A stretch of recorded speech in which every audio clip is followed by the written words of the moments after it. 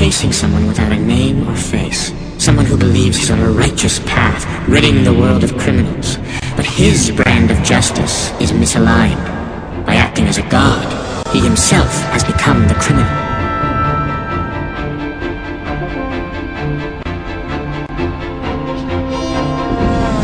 It's my duty, no, my calling, to find him and show him what justice truly means.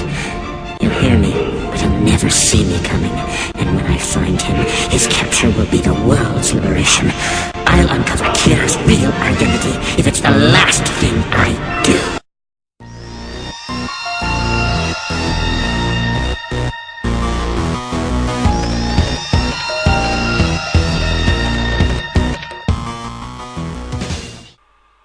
Hey everyone, AceofSpadesFTW back again with part 2 of my Death Note review. If you haven't seen part 1, I advise you go watch it. And this time around I'm taking a look at the special 13th volume, How to Read the Death Note.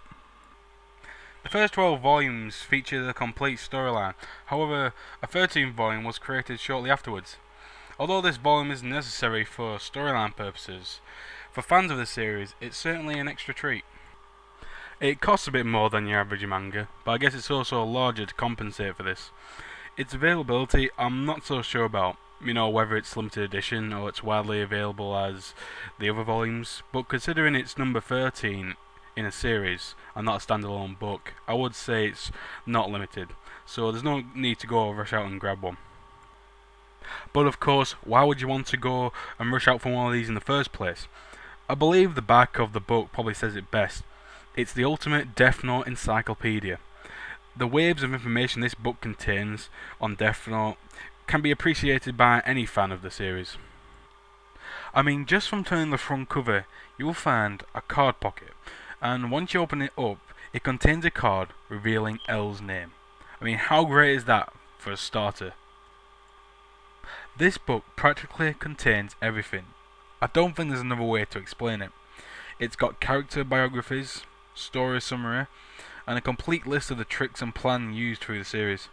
And of course, like the title implies, it gives a full list of all the rules of the Death Note, answering any questions that may arise from the complicated rules.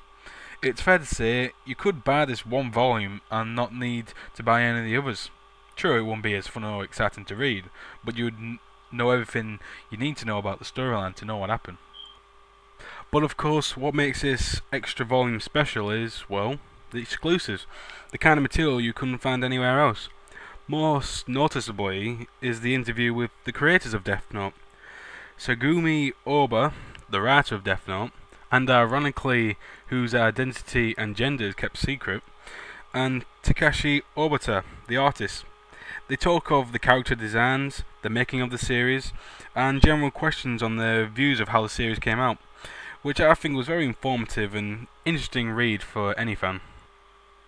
Also featured are a bunch of short comics which were originally published in Shonen Jump magazines, and along with these is the never before translated pilot chapter for Death Note, where the original concept for the series was created. The pilot focused on a young student named Taru Kagami, which it might interest you to know, whose character design was later used for Teru Mikami. Personality-wise, he was a pretty quiet and cowardly kid, and when he first noticed the powers of the Death Note, he had no intention of using it. He gets caught up in a bizarre murder case, which is sorted out and finished at the end of the pilot chapter. Looking at the pilot, it seemed to have quite a different focus than what we now know as Death Note. Particularly, it seemed to be more focused on scaring the reader with horror, not the suspense we know from Death Note. Also, the character design for Rook was quite different in this one, and the rules of the Death Note were changed slightly. For instance, there was the addition of a death eraser, which allowed anyone who was written in the Death Note to come back to life as long as they hadn't been cremated. Personally, I kind of like to think of the pilot as a what-if scenario.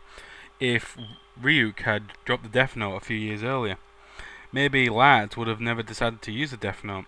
True, both characters have different personalities, but maybe that extra innocence or lack of knowledge for being younger might have stopped him from going over the edge, so to speak. But that's just my opinion of the pilot. I'll save those kind of thoughts for the next video. But overall, Volume 13 is not a necessity. You're no way inclined to buy it. But if you're just a fan of the series that's looking for a bit of extra content, then this book is worth the price, and more. You won't be disappointed if you bought it. And this is the end of my look at Volume 13. Stay tuned till next time for my third and final part of my Death Note review, as I state my view and opinion of Death Note as a fan. Till next time.